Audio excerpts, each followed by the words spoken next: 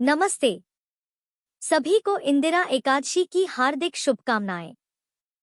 आज के इस वीडियो में आप इंदिरा एकादशी की पूरी कहानी 11 माता की कहानी सुनेंगे। वीडियो शुरू करने से पहले मैं आपको बता दूं कि हमारे चैनल पर हर सुबह पौराणिक कहानियां और भागवत कथाएं भी सुनाई जाती हैं। यदि आपको कहानियां सुनना पसंद है तो आप इन कहानियों को भी सुन सकते हैं। अब शुरू करते हैं आज की कथा। एक समय धर्मराज युधिष्ठिर ने भगवान श्री कृष्ण से पूछा, है मधुसूदन, कृपा करके मुझे यह बताइए कि आश्विन के कृष्ण पक्ष में कौन सी एकादशी आती है। तब भगवान श्री कृष्ण इस प्रकार बोले, राजन, आश्विन मास के कृष्ण पक्ष में इंदिरा नाम की एकादशी होती है। उसके व्रत के प्रभाव से बड़े बड़े पापों का नाश हो जाता है। नीच योनि में पड़े हुए पितरों को भी यह एकादशी सद्गति देने वाली है। राजन, अब इस एकादशी व्रत का महात्म्य भी बताता हूँ, ध्यानपूर्वक सुनो। पूर्व समय की बात है। सतयुग में इंद्रसेन नाम के एक राजा थे जो महिष्मतीपुरी के राजा होकर धर्मपूर्वक अपनी प्रजा का पालन किया करते थे। उनका यश चारों दिशाओं में फैल चुका था। राजा इंद्रसेन भगवान विष्णु की भक्ति में लीन होकर भगवान के मोक्षदायक नामों का जप करते हुए अपना समय बिताया करते थे और विधि पूर्वक आध्यात्म तत्व के चिंतन में सदा संलग्न रहा करते थे। एक दिन राजा राजसभा में सुखपूर्वक बैठे हुए थे। इतने में ही आकाश से उतरकर देवर्षि नारद वहां आ पहुंचे। उन्हें आया हुआ देखकर राजा हाथ जोड़कर खड़े हो गए और विधि पूर्वक पूजन करके उन्हें आसन पर बिठाया। इसके बाद वे देवर्षि नारद से इस प्रकार बोले, हैं मुनि श्रेष्ठ, आपकी कृपा से मेरी सर्वथा कुशल है। आज आपके दर्शन से मेरी संपूर्ण यज्ञ क्रियाएं सफल हो गई। देवर्षि, अपने आने का कारण बताकर मुझ पर कृपा कीजिए। तब नारद जी कहने लगे, नारायण नारायण। राजन सुनो, मेरी बात तुम्हें आश्चर्य में डालने वाली है। मैं ब्रह्मलोक से यमलोक में गया था। वहां एक श्रेष्ठ आसन पर बैठा और यमराज ने भक्ति पूर्वक मेरी पूजा की। उसी समय यमराज की सभा में मैंने तुम्हारे पिता को भी देखा था। वे व्रत भंग के दोष से यमलोक में पहुंचे हुए थे। राजन, उन्होंने तुमसे कहने के लिए एक संदेश भिजवाया है, उसे सुनो। तुम्हारे पिता ने कहा है, बेटा, मुझे इंदिरा एकादशी के व्रत का पुण्य देकर स्वर्ग में भेज दो। उनका यही संदेश लेकर मैं आज तुम्हारे पास आया हूँ। राजन, अपने पिता को स्वर्गलोक की प्राप्ति कराने के लिए तुम इंदिरा एकादशी का व्रत करो। तब राजा ने पूछा, भगवान, कृपा करके आप मुझे इंदिरा एकादशी का व्रत भी बताइए। किस पक्ष में, किस तिथि को और किस विधि विधान से मुझे यह व्रत रखना चाहिए। तब नारद जी बोले, राजन सुनो, मैं तुम्हें इस व्रत की शुभ कारक विधि बतलाता हूँ। आश्विन मास के कृष्ण पक्ष में दशमी तिथि के उत्तम दिन को श्रद्धा युक्त मन से प्रातः काल स्नान करो। फिर मध्याह्न काल में स्नान करके एकाग्रचित होकर एक समय भोजन करो तथा रात में भूमि पर सो। फिर एकादशी के दिन ब्रह्मा मुहूर्त में स्नान करके इस प्रकार भक्ति भाव से मंत्र पढ़ते हुए उपवास का नियम ग्रहण करो। मंत्र है, अगस्थित्वा निराहार सर्वभोग विवर्जितः शो भोक्षे पुंडरिकाक्ष शरणम में भवाचित, अर्थात है कमल नयन भगवान नारायण, आज मैं सब भोगों से अलग और निराहार रहकर कल भोजन करूंगा। हे अच्युत, आप मुझे अपनी शरण में लीजिए। इस प्रकार नियम करके फिर मध्याह्न काल में पितरों की प्रसन्नता के लिए शालिग्राम शिला के सम्मुख विधिपूर्वक श्राद्ध करो तथा दक्षिणा से ब्राह्मणों का सत्कार करके उन्हें भोजन कराओ। पितरों को दिए हुए अन्नमय पिंड को सूंघ कर गाय को खिला दो। फिर धूप और गंध आदि से भगवान ऋषिकेश का पूजन करके रात में उनके समीप जागरण करो। इसके बाद सवेरा होने पर द्वादशी के दिन फिर से भक्ति पूर्वक श्री हरि की पूजा करो। उसके बाद ब्राह्मणों को भोजन कराकर भाई, बंधु, नाती और पुत्र आदि के साथ स्वयं भी मौन होकर भोजन ग्रहण करो। राजन, इस विधि से आलस्य रहित होकर यह व्रत करो। इससे तुम्हारे पितर भगवान विष्णु के बैकुंठ धाम में चले जाएंगे। भगवान श्री कृष्ण कहते हैं, राजन, राजा इंद्रसेन से ऐसा कहकर देवर्षि नारद अंतर्ध्य हो गए। राजा ने उनकी बताई हुई विधि से अंतःपुर की रानियों, पुत्रों और भृत्यु सहित उस उत्तम व्रत का पालन किया। हे कुंती नंदन, व्रत पूर्ण होने पर आकाश से फूलों की वर्षा होने लगी। इंद्रसेन के पिता गरुड़ पर आरूढ़ होकर श्री विष्णु धाम को चले गए और राजर्षि इंद्रसेन भी निष्कंटक राज्य का उपभोग करके अपने पुत्र को राज सिंहासन पर बिठाकर स्वयं स्वर्ग लोक को चले गए। हे राजन, इस प्रकार मैंने तुम्हारे सामने इंदिरा एकादशी व्रत के महात्म्य का वर्णन किया है। इसको पढ़ने और सुनने से मनुष्य सभी पापों से मुक्त होकर अंत में स्वर्ग लोक को जाता है।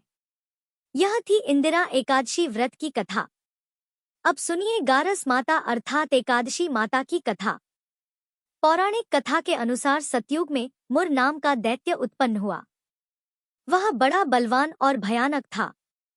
उस प्रचंड दैत्य ने देवराज इंद्र, आदित्य, वसु, वायु, अग्नि आदि सभी देवताओं को पराजित कर भगा दिया।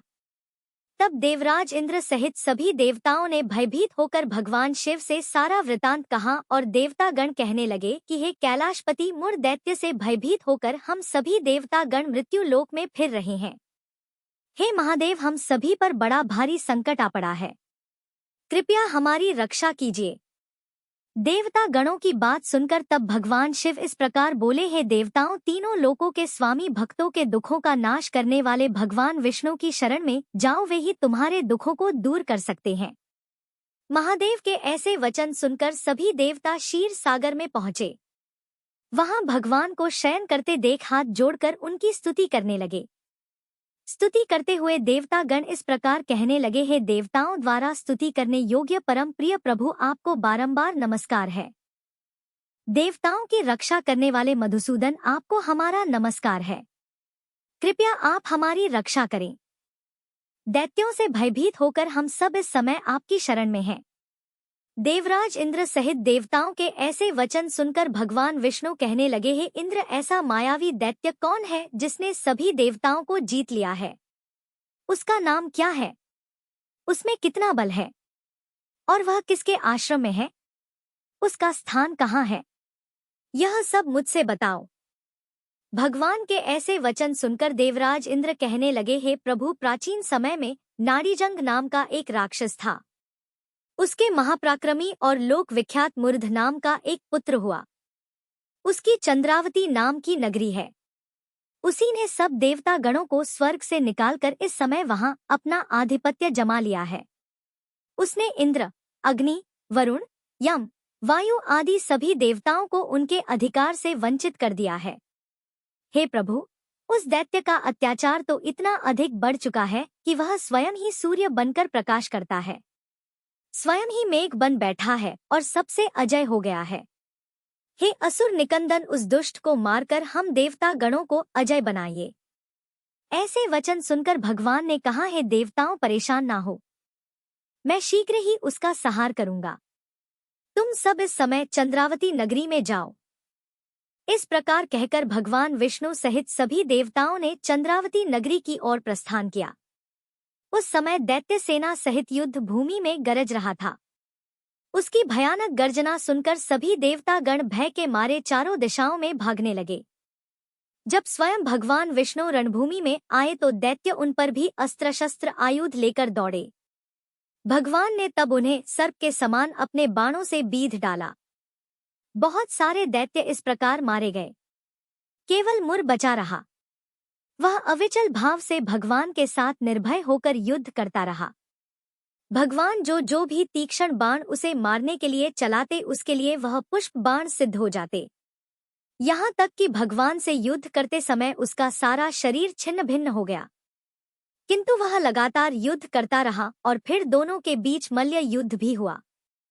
10,000 वर्षों तक इस प्रकार कहा जाता है कि उनका युद्ध चलता रहा, किंतु मुड़ नहीं हारा और ना थका।